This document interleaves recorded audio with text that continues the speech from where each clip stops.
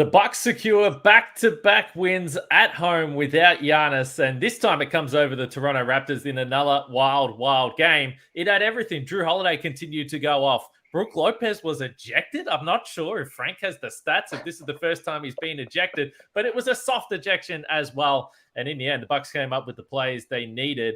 Although, again, it wasn't a perfect performance, but we'll take this. This was a fun one. It's always nice to beat the Raptors. Let's get into it.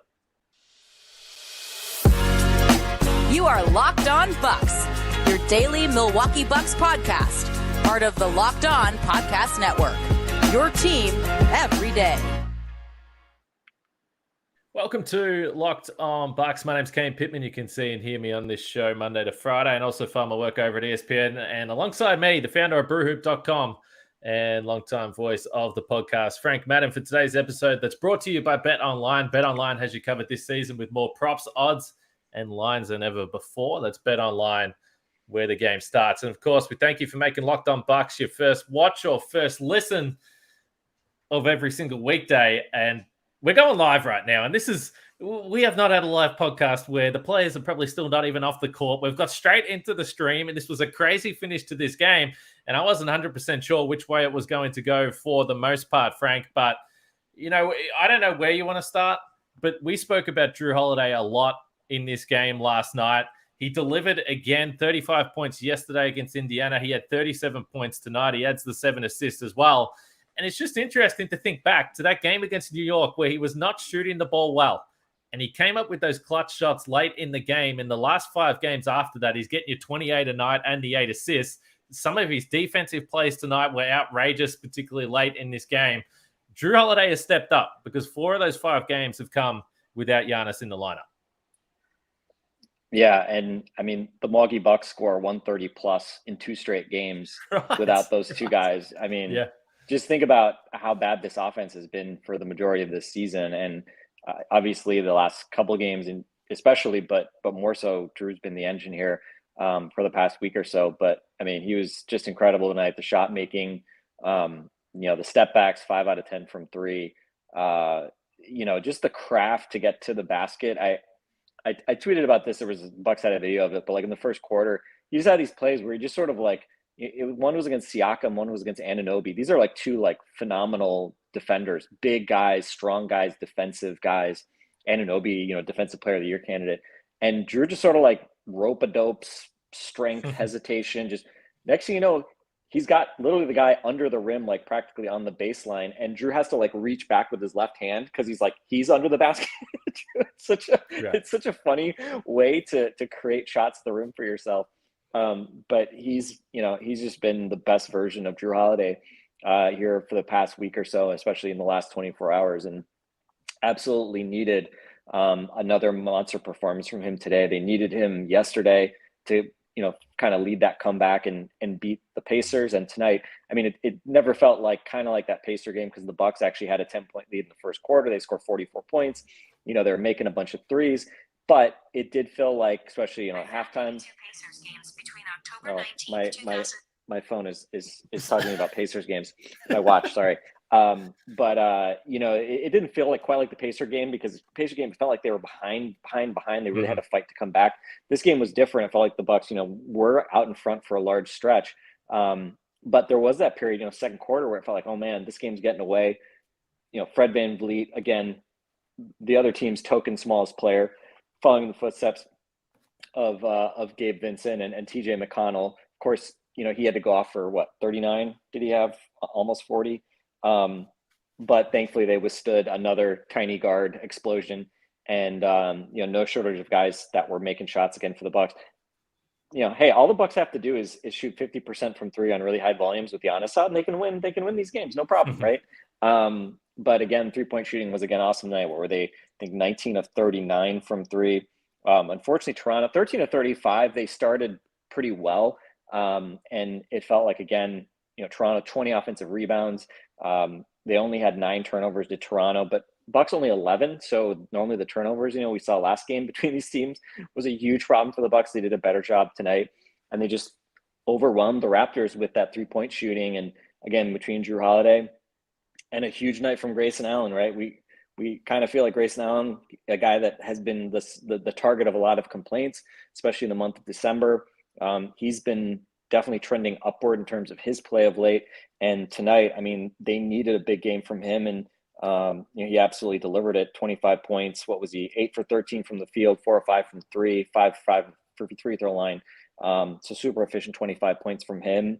And, again, and Joe Ingles, your boy, Kane, Joe Ingles, 15 points, 4 out of 5. 5 minutes and 30 seconds into the podcast, we finally get to the main point of this game. 6 rebounds, 8 assists. And I thought the most important thing was Joe Ingles making defensive plays late in this ball game. Right. When they were struggling to contain VanVleet, Joe got switched onto VanVleet, and was it even a switch or was it intent? I don't know. It may have actually been intentional. I think they were because VanVleet was like just going through Bobby Portis repeatedly.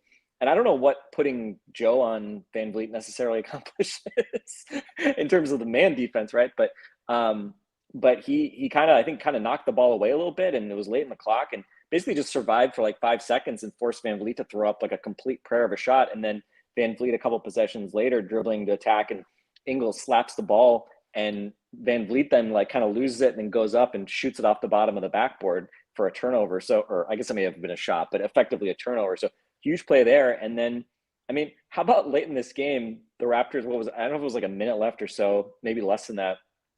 Scotty Barnes gets the ball, and he's like bouncing on the left wing. He's got Joe Ingles on him, right? Like you would think like, oh, Scotty Barnes, you got to be able to take it at Joe Ingles.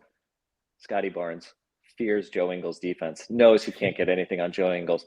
And he just kind of bounced around.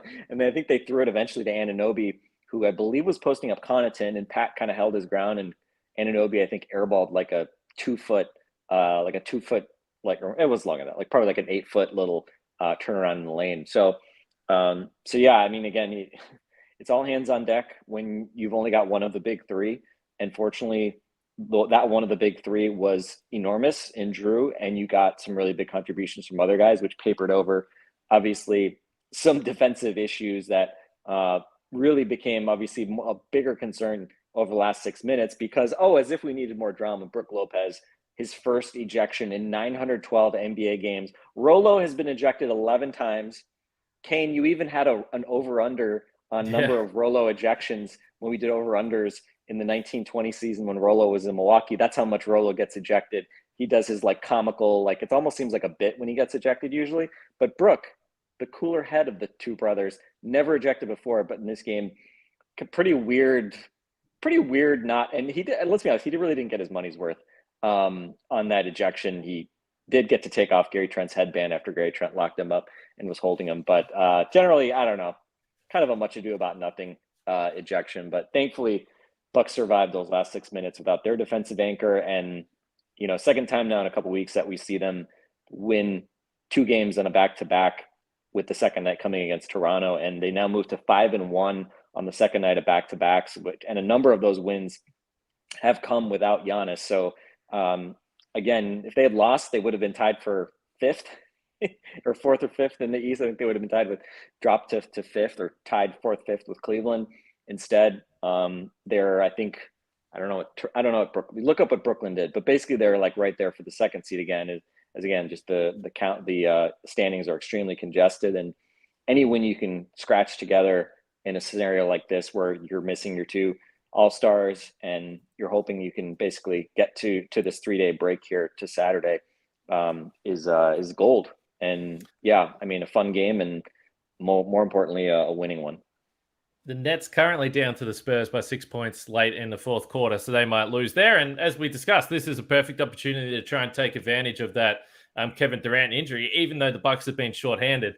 One thing that is kind of a funny look on the box score here. Now, you spoke about VanVleet. Yeah, he was going off. Even Brian Anderson on the TNT broadcast was talking about how the little guys have been torching the Bucks. He mentioned McConnell. He mentioned Gabe Vincent. But VanVleet in his 37 minutes is a minus 23 in this game for his 39 points. And Jrue Holiday for his 37 points is a plus 22. It's kind of wild to see those two guys that played major minutes and both have huge contributions from a scoring perspective, have such a wide discrepancy there in the plus minus. But yeah, Holiday was awesome.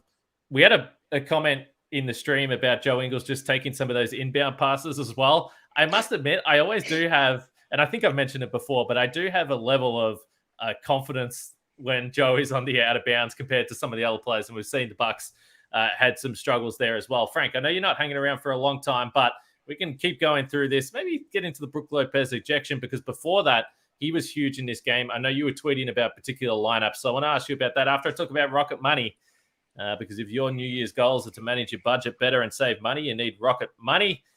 Rocket Money, formerly known as True Bill, is a personal finance app that finds and cancels your unwanted subscriptions, monitors your spending, and helps you lower your bills all in one place. Over 80% of people have subscriptions they've forgotten about, like a potential streaming service. I'm in that boat that I watch one show and then I just keep the subscription for years for some reason, like an absolute moron. So that's where Rocket Money can come in and help you. Over 3 million people use Rocket Money, saving the average person up to $720 a year. So definitely check it out. Stop throwing your money away.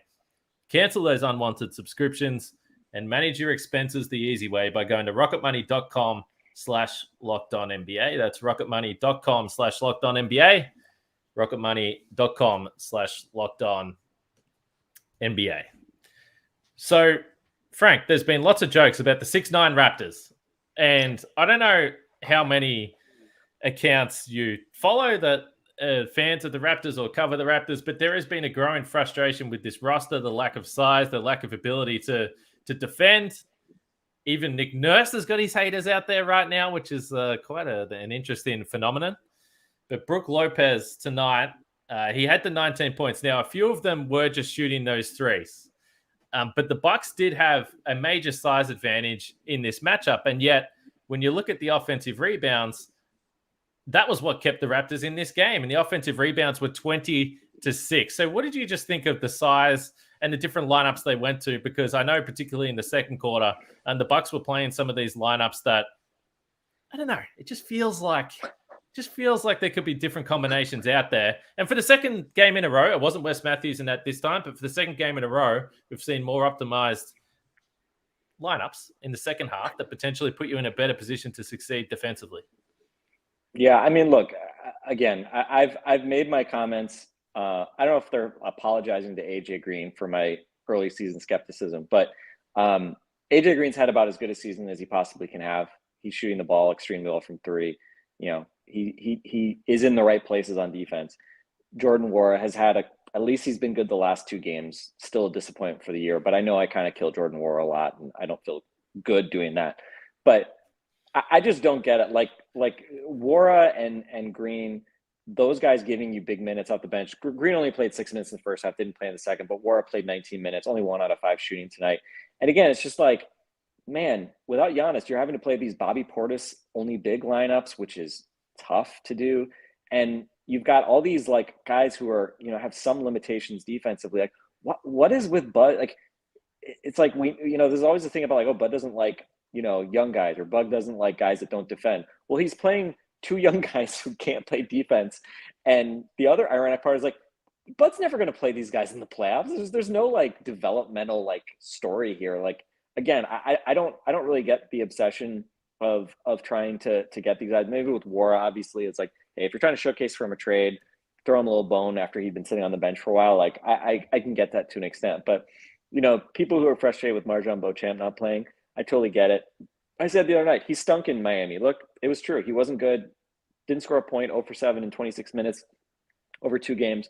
But especially in a game like this, where the Bucks are clearly at an athleticism deficit, and you're stacking these benched lineups with like AJ Green and, Grayson, I think works hard defensively, but he's small too, right?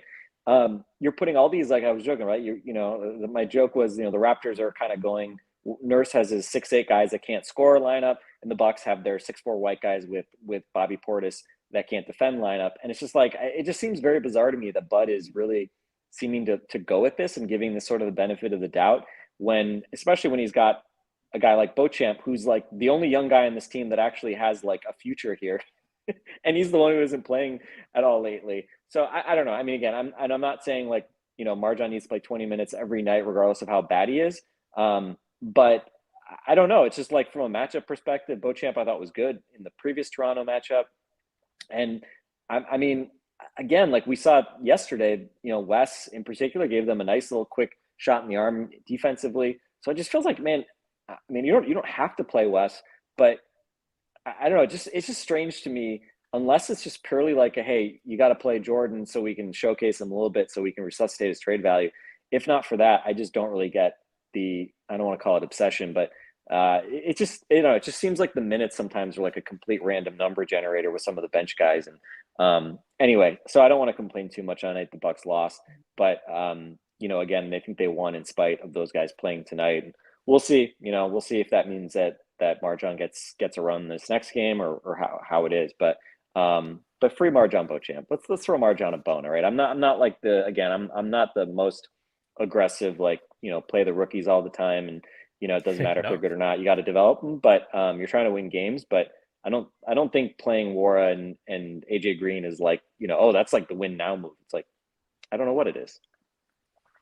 And with that, I have to go read bedtime to a 4-year-old child. But I'll walk with you, Kane, as I say my good night for the evening. But anyway, not to leave on a downer, but yeah, we got to complain about a little bit. We're Bucks fans. Got to complain a little bit when you get these two. I need one last take before you go. All right. Are you a believer in the Wara showcase? Trade showcase. I'm talking about maybe a little bit, but I also Brian Anderson was calling him Nwora, and even said that Billy Kennedy got it wrong when he called him Nwora at the score sale. I was like, Brian Anderson, come on, read the pronunciation guide, man. Justice for Billy Kennedy. Come on. Anyway, but I don't know. Does playing Jordan Nwora make him a more attractive trade asset? At least he's scoring, but I don't know. The second year of that deal, let's just say, is he'd be more valuable as an expiring contract, but it is what it is. All right. I got to read some story time. See you guys. Frank, it's a pleasure.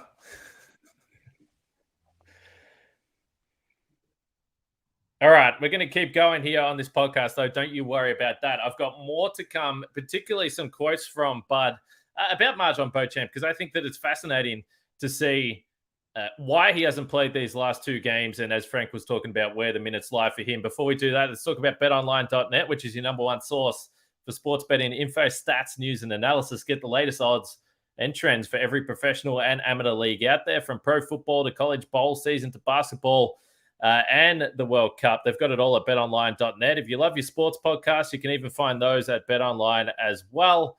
They're always the fastest and easiest way to get your betting info.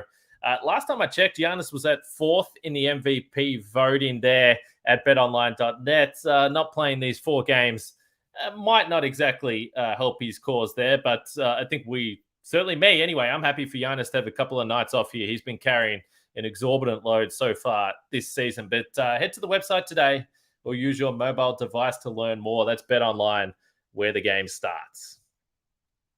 All right, I wanted to bring up a quote here from Mike Budenholzer prior to this game. Now, by the way, Mike Budenholzer could barely talk during this game. He was out there sounding like a mix of Doc Rivers and Tom Thibodeau out there tonight. His voice was absolutely shot. But here's a quote from Eric Name. I pulled it up on the screen. So Eric asked Bud, why didn't he play last night against the Pacers? What went into that decision? Bud says, it's always hard. It's one of the beauties of the depth of our roster. We've got a lot of guys that we feel like can help us. He's had a lot of great stretches, a lot of great play, but sometimes you give other guys a shot, or there's something that the game needs. There's just lots of things. It's not just one thing, but a lot of confidence in him. He's been great. He's been ready to go. Then Eric Name asks, we talk about minutes/game management with Wes Matthews and George Hill. Do you do something similar with rookies who haven't gone through an 82-game schedule before? Bud says, I don't know if we've had rookies that have played huge minutes. I think there's a real concerted effort sometimes with young players, not just rookies, that it's a different kind of management. Maybe they need to focus on their bodies and working and the weight room, and not just growing on the court, but growing in other ways. So that's in our mind. That's a different type of management. But it falls into managing their careers, managing their bodies, helping them be their best. But in the typical sense of what I think most people think of management, minutes, and the rookie season, I don't know that we've had anybody that falls into that category. So I found it really fascinating, because I always say this, look, we don't know other things that are going on. And we saw, particularly with George Hill, who's played a little bit here in the last stretch, and George was out there for 14 minutes tonight, had the 5 points, didn't have a big impact. I thought he was pretty good against Indiana. But with Beauchamp, he had the illness, and then he spent a stretch off the court. I just threw up the potential idea of Jordan Warren getting some minutes here with the trade deadline around 2.5 weeks away. Beauchamp did have a really rough couple of games in Miami. Was he hitting the wall from a fatigue point of view? And they're like, okay, we're going to get you in the weight room. He worked out with the Wisconsin Herd with Khris Middleton today. So are there all these factors that ultimately we don't know? Overall, I absolutely agree with Frank. If you're going to give AJ Green minutes, who effectively is playing the same position as Beauchamp, yes, AJ Green is a better shooter, but I think big picture and looking at the long take with this, Beauchamp projects, we hope, as a player that can contribute more to this team moving forward in the future. So I would prefer if Marjorie Beauchamp was getting those minutes, but we'll see what it looks like in the next couple of weeks here, and particularly when we get past the trade deadline and see who's actually still here on this roster. But back-to-back DNPs for Beauchamp, which is interesting because he's been one of the first guys off the bench here in the last little stretch. Now, overall, we've got a few people commenting, including Jacob, who says the Bucks never won games without Giannis or Middleton in the past, and it's a good point, and that's why the contributions of Jrue Holiday and particularly Grayson Allen, and Frank spoke about Grayson a little bit. I know that there's going to be a push that this is a great game for Grayson Allen to boost his trade value or that type of thing. I just want to appreciate Grayson Allen for what he was able to do tonight with his ability to shoot the three, 4 for 5 from the outside, particularly in that third quarter. And he even had a couple of finishes around the basket, including a really athletic finish there at one point in time. So huge game for Grayson. Is there other impacts of him playing so well? Potentially. But I thought it was big. And I didn't get a chance to talk about this ejection with Brook Lopez. Now, I tweeted when this incident happened, and I said, if Brook Lopez was tangled up with Gary Trent Jr., they get to the front row of the seats. Who cares? We've seen this a lot. Lopez rips off the headband, and then nothing happens. There's just a little bit of push and shove. Literally nothing happens after that. There's nothing untoward. There's no fist thrown. There's no crazy behavior going on from those guys. I just cannot believe, first of all, that the review took that long. And then the result of that was to give to Brook Lopez 2 techs. What was the second tech actually for? I'm not 100% certain, but at the time, it did look like it was going to cost the Bucks with only around 5 minutes to go, and they needed that size. And as I said, Brook Lopez, who was having a big night, albeit an interesting line with the 19 points and only the 1 rebound for Brook Lopez in this game. But the Bucks needed this. They needed to pick up a win, 2-2 over the last 4 without Giannis. And the good news, if you're a Milwaukee Bucks fan, is the San Antonio Spurs are leading the Brooklyn Nets 103-96 at this point in time. So one question I've got, and this is going to be a conversation that we're going to continue to have over the next couple of weeks as we lead into the February 9 trade deadline. Shams Charania with The Athletic today did mention that Bojan Bogdanovic with the Detroit Pistons, the Bucks are at least inquiring. The Bucks are at least interested in Bogdanovic. Now, we have seen over this last little stretch, the Bucks' 3-point percentage has started to tick upwards. You would love to see Bobby Portis start to knock down some threes. He was 0 for 4 again tonight. But Bojan Bogdanovic, is this the guy, or how do the Bucks get themselves involved in a trade for Bogdanovic? Because we discussed it on the trade podcast a couple of weeks ago. You can find it on the Locked On Bucks feed if you haven't found that podcast or listened to that podcast yet. But the question that I'm going to continue to have, and make sure you let me know what you feel in the YouTube comments. The Bucks have a 2029 first-round draft pick.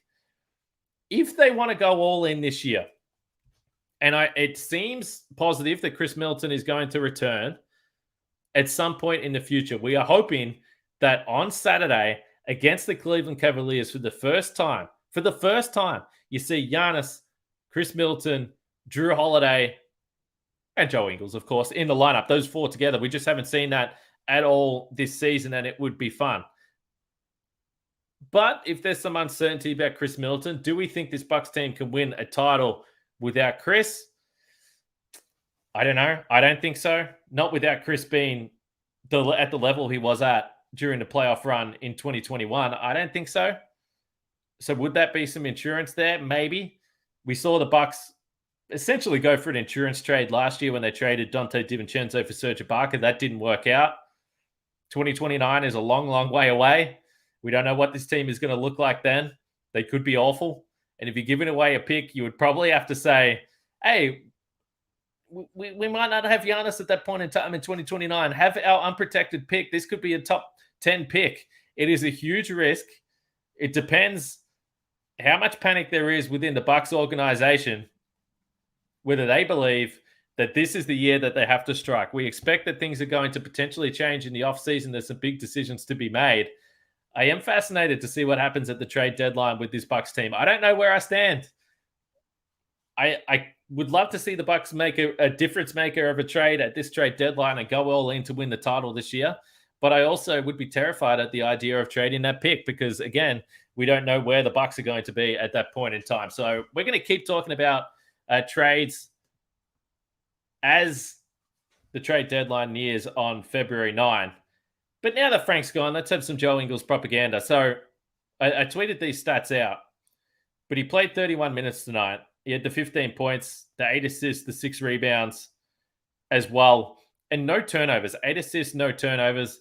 And I think I've said it before, in some ways it's a little bit scary that his facilitation has made such a big difference straight away. Now, of course, they're missing Khris Middleton, arguably the best passer on this team. Yeah, maybe non-Giannis passer. But Joe Ingles is 35. He's come back from an ACL. I didn't expect him to play this well this quickly. But I'm just curious to see what Joe Ingles looks like.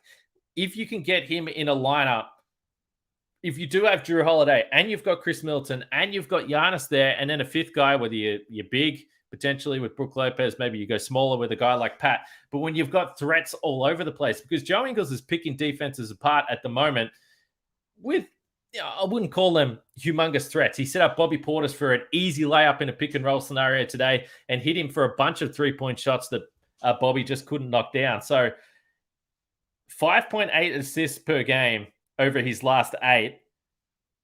And he's hitting 40.4% from 3 at 5.6 attempts per game, high volume. We've spoke about the struggles this team has had shooting the 3. So do I necessarily want Joe Ingles playing 31 minutes a night right now? I know he didn't play yesterday. I'm also still, as you know how excited I get about Joe Ingles, but I still want to be a little bit cautious. He's only played 10 to 12 games since coming back from the ACL. Take care of this man and make sure he gets to the postseason healthy and feeling good and in good shape, because this was the one argument I made about this guy the whole time. And I totally understand it. If people haven't watched a lot of Joe Ingles, you would look at him and say, this guy looks slow. He doesn't look like he's doing anything great, but he's a high IQ guy. He's a lefty, which is a point of difference. We know Jrue Holiday can play with a left, but Joe Ingles is different, plays at his own pace, and he's just able to get to his spots. We saw today with the threat of the pass, he was actually able to get to the basket for a few finishes. I saw Eric Name tweeting that he doesn't know what to call those types of finishes, but Joe was great. And I've got some bad news for our man Hayden here, who just joined the stream. Is it just Kane? Yes, it's just me talking on this podcast, and you've got here a bit late. I'm about to wrap this podcast up. Frank was here for the first 15 minutes, so make sure you go to the start and listen. But Jrue Holiday, again, is the story of this game for the Bucks. 37 points. As I pointed to, he's averaging 28 over the last 5. That game against the Knicks seems to have sparked something in Jrue Holiday. His facilitation has been off the charts as well, and his defensive stuff, including a big block late in this game, and his ability to defend without fouling. He was on 4 fouls early in the third quarter, and it was a dangerous spot for the Bucks to be in. But you love this win if you're a Bucks fan. Again, it hasn't been perfect defensively, particularly in the 2 second halves that we've seen, with 76 points against the Pacers yesterday and 74 points against tonight against the Toronto Raptors. But we'll take it. The second half, the Bucks are able to lock these things down. Now, they don't play until Saturday, so they get a bit of a rest. As we've said, hopefully Giannis is back. hopefully Khris Middleton is back. That would be awesome. And the Bucks will take on the Cavs, which has been a fascinating series so far. And the Bucks are up to second in the Eastern Conference after the Nets lost to the San Antonio Spurs tonight. Make sure you check out the Game to Game podcast on your Locked On NBA feed. And you can hear all the local experts from across the network, myself included. If you missed some of the games tonight, you can hear a quick recap and from all around the league. So check out the Game to Game podcast wherever you get your podcast on the Locked On NBA feed. And we're going to wrap it up. The Bucks pick up another win. They're 29-16 now on the season. And as plenty of people have pointed out, they've done this with a huge amount of injury toll throughout the season. Kind of a random schedule at times as well. Guys just coming back into the lineup. Illness seemingly throughout this camp for the last few months. And it hasn't been perfect. But I still feel pretty optimistic that if this team can get back to full strength, they're going to be there at the business end of the season.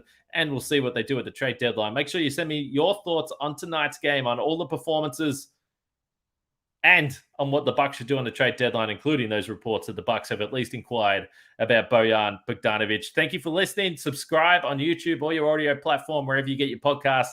Hit the bell. And if we go live, you'll know and you'll be able to jump in the stream, as we have had a couple hundred people jump in with us on today's podcast. It was a lot of fun. The Bucks beat the Raptors. We'll be back with a podcast tomorrow. We'll speak to you guys then.